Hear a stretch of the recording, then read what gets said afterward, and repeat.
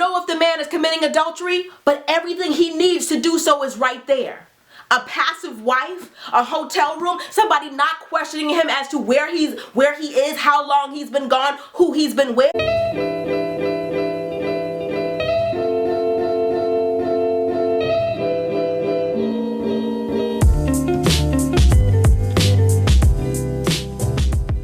Hello and welcome back to my channel. It's your girl Sean. I'm back for another video. In this video today I'm going to be sharing with you guys a letter that was sent to me from one of you. Before I get into all of that, if you like lifestyle videos, love, relationship advice videos, you'll definitely enjoy your time here, so go ahead and subscribe. And if you're already a subscriber to my channel, become a part of the notification gang by clicking that little bell, which is right next to the subscribe button. That way you'll never miss an upload from your girl. I'm also an Amazon.com 3-time best-selling author. I've written 3 books. The first one's called The Dating Game, How to Find Yourself While Looking for Mr. Right. My second book, Breaking the Man Code, The Key to Unlocking His Heart. And my third book, Getting Unstuck, How to Create the Life You've Always Wanted to Live. I'll be sure to link all 3 of my books below. They're all available on Amazon, Kindle, BarnesandNoble.com. And if you want to work with me one-on-one as your personal life and dating coach, send me an email at itscoachshawn@gmail.com. That's itscoachshawn, SHAWN, @gmail.com. Alright, so now without any further ado, let's get started with today's letter. Let's go get 'em. Hey hun! Hope you and your family are well. I know I've made some mistakes, now I'm not sure how to rectify it. I am from an upper middle class family and have traveled and lived in a lot of countries. My father came from nothing and has made a huge name for himself, so I've always had the ambition to do just as well as him or surpass him. After college, however, my visa and work permit expired, so I didn't work for 2 years and was focusing on my relationship with God. I met my husband at church. He pursued me like no other and wanted to marry me ASAP. I wasn't sure because he wasn't my dream guy. Their huge family lived in a small apartment at the time. They seemed to live paycheck to paycheck. He was in college, never completed, and worked minimum wage, which he has tripled since then, but only had the ambition to play music at church and other church functions, still does. Also, I wasn't attracted to him, so I asked God for a sign. He took me to a prophet that said we were meant to be together. Girl, what? However, I later got what I thought to be a sign of my own. I noticed that we had the same birthmark. And I was shocked and I thought that was a sign. So we quickly got married 7 months after meeting, and then we got a house and we had a son 2 years later. After which, another prophet said we weren't meant to be together and that our union was orchestrated. This kind of confirmed the gnawing feeling I have had since the first prophet was actually a friend of his. I believe I was out of his league and he knew it, but because of my vulnerable position, he tried his luck. Fast forward, this year has been the year of reshaping my mind, and I've set out goals for myself. It's hard to take that step all the time, but I've actively been working on making my situation better and building a future for our son. I'm always reading books and learning about new things, listening to new music. He spends 9 hours in the car 3 days a week and has no desire to spend his time profitably. Some things came to the surface on our recent trip back to our country to visit. He spent all of his time with his friends as well as this female friend. He would go on trips with her, pay for her food, clothes, hotel room, because she sure wasn't going to be staying at my parents' house. No matter how much I yelled and screamed that it doesn't look right, he would always go out with them. Literally only spend 2 or 3 days with me and my son in a whole 28-day trip. I was furious. Wow. But no amount of reasoning made him see what he was doing was wrong. My mom even had to talk to him, and he had the audacity to be mad at me, saying that I didn't have his back. The gall. The trip magnified the feeling that I've been having, that I have to beg him to spend time with me. The guy that was always pursuing me and wooing me is gone. And I keep dreaming about what life would have been like if I had just waited on God. Message, okay? Is this grounds for divorce? Like, I want a divorce because the situation should have never made it this far. 4 years in, and I honestly don't believe I love him at this point. We're like roommates or business partners with occasional benefits. Starting over as a single mom is hard in our community, but I really don't want to spend the rest of my life in a lukewarm marriage. Any advice would be much appreciated. Now, I'm gonna be honest with you. I was very, very, very reluctant about doing your particular letter because of the idea of You're asking me point blank, period, should you divorce your husband? That's not my place to say. I'm not out, I am no home wrecker. What I always advise any married person, anybody who seeks advice from me, is to pray about your situation and ask God to make the decision clearer to you. However, I will offer you my opinion and the basis for that opinion. So your particular letter got me to Googling, got me to researching, got me in my Bible, which is a good thing, so I'm grateful for that. But the Bible doesn't really give a whole lot of outs, so to speak, when it comes to the Christian way to get a divorce.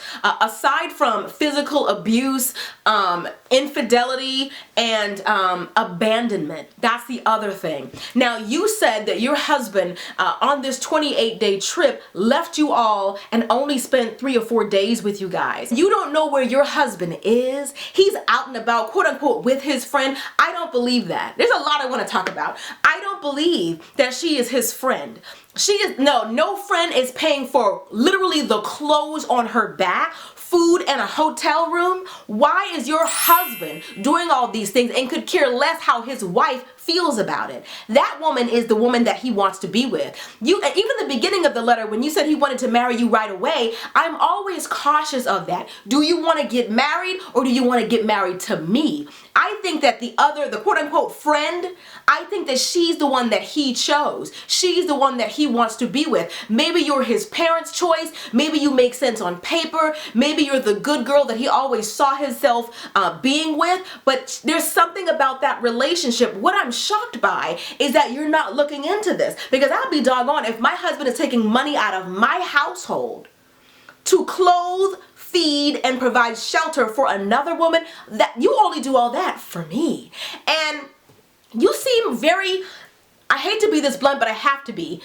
Why are you being so passive? Because if my husband was on a 28-day trip, I only seen him 3 or 4 days. When he went to try his key, the locks would have been changed. What rules do you have set in place for your husband, or do you really just let him do whatever he wants to do because he's your husband? Him being out and about doing God knows what with God knows who for all this time, that is beyond disrespectful.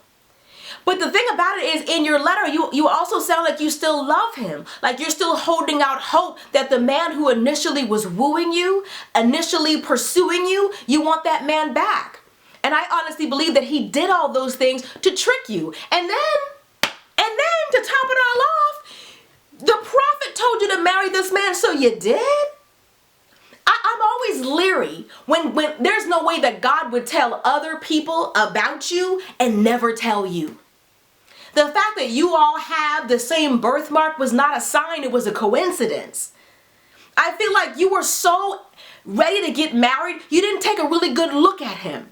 You didn't really examine him. You didn't question it because you wanted to get married. And now here we are 4 years in and a 2-year-old son later, now you're finally taking a good look at him. It's like when you go into the club and everybody looks good under the dim lights of the disco ball. But it's a totally different person when you get them outside in that natural light. You're just now turning on the lights and taking a look at what we have here. And it's like, you put yourself in this position, now you want God to bail you out. You want the scriptures to bail you out. The only grounds that you would possibly have would be abandonment, but this doesn't necessarily, I'm not sure this qualifies. Again, I'm not a pastor, I'm not a preacher, and I don't counsel married couples, but I'm just giving you my opinion because you asked for it. What I would do if I were in your situation is I would have a heartfelt conversation with my husband where I sat him down and said, look, I don't care what I accepted in the past, I'm not accepting it anymore. If you ever decide that, you know what, I'm going to spend the night out, I don't care what you spend the night out to do, stay out and stay gone. Do not come back to my home unless you're willing to stay here and be with me, because I need a real commitment. I don't need somebody only with me a few days out of the week. I don't need a part-time husband or a part-time father, or you could be full-time gone. I think you need to actually put some ground rules into place and stop just accepting whatever it is that he's giving you. Just because you're married to somebody doesn't mean that you give up all your rights. No husband of mine can ... Just like how you can't, there's certain things that you don't feel comfortable doing as his wife. You've never put any requirements on him. Do I believe he tricked you into marriage? Yes. Do I believe you made it easy for him because you wanted to get married? Absolutely. You didn't take a good look at him. And now you are. And now, I bet he been stopped wooing you. You guys got married after only 7 months.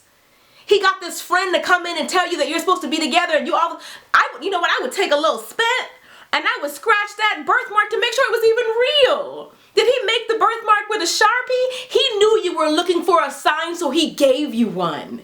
That's why you gotta be prepared. That's why a good relationship with God is so important, because you'll be able to discern things for yourself. That's why you need to be talking back and forth to God. Because otherwise, you could easily be scammed and led astray, hoodwinked, bamboozled, like this situation. They played you. Him and his fake prophet friend, they scammed you. But you allowed yourself to be scammed. You were vulnerable because you wanted to be married, and he probably knew that. He probably could smell the desperation on you. All he did was give you a little nudge. A little nudge. And now the real him is coming out. You're missing the old him, but that was never him. Maybe he's all those things to that person. He's been pretending from the beginning, so why do you miss how he used to be? You don't know if any of that is real. You don't know if anything about him is real. This whole thing, your entire marriage is built on quicksand. There is no firm foundation, so how could it stand? If this were me, I would definitely be praying about it. God, Lord, number one, forgive me for rushing into a marriage that you didn't sanction. Seeing the fact that we had the same birthmark, God, I should have waited on more signs, more confirmation. That's a coincidence. I feel for you on the one hand, and on the other hand, you did this. And now you're hoping that the Bible will bail you out. I'm hoping that everybody who's watching this, who's in a similar situation with somebody pursuing them, it doesn't feel right, you've been praying for a sign and you don't have one, do not move until you get more than one sign. God, I see this sign, send me another. I would ask God to flood me with signs. Flood me with signs. Not just one, because one could be a coincidence. Flood me with signs till it's so obvious that I'm like, okay, God, enough. I get it. I think that you should pray about the situation, sit down with your husband and tell him, look, I don't care what I accepted in the past, I'm not accepting it anymore. And no husband of mine is going to be providing things that he would provide for me for another woman. Food, clothing, shelter, hotel room. Hotel room to do what in? He was gone for 23, 24 days on a 28-day trip. Hotel room to do what in? Why are you not looking into any of this? I don't know if the man is committing adultery, but everything he needs to do so is right there. A passive wife, a hotel room, somebody not questioning him as to where he is, how long he's been gone, who he's been with. He wasn't even coming home. What do you think he was doing with his attractive female friend? That he doesn't care how you feel about, he's still gonna do it. Who do you think she is to him? You put these details in this letter because you know who she is. Why aren't you looking into it?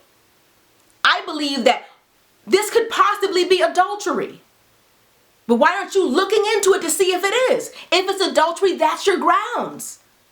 But even if it's not, look at how this looks. He doesn't even care how it looks. Why would you think he would risk his marriage for a friend, a female friend?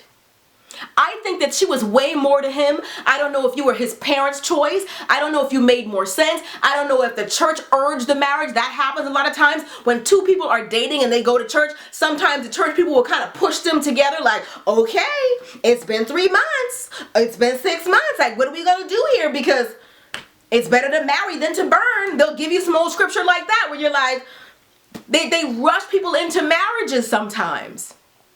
I don't know if that's what happened here. But you didn't sound like you put up much of a fight. You let a birthmark and a friend prophet con you into marriage. They played you. But you allowed yourself to be played because you wanted it so bad. And I feel for you, but I also feel like you need to be responsible for your part in where you are. Stop allowing whatever your husband to do and say to fly. No husband of mine, ... If I have to act like your wife and hold myself and carry myself in a certain way as your wife, you must do the same. How are you out with your friends days and days and days at a time and nobody's urging you to go home to your wife? He's not with his friends, honey. He's with her. The one he's buying clothes for, and food for, and shelter for. He's giving her, literally, think about it, he's giving her the same benefits that he's giving you. He's feeding you, right? Clothing you, right? Giving you shelter. Well, how is it the same? She's just a friend, right?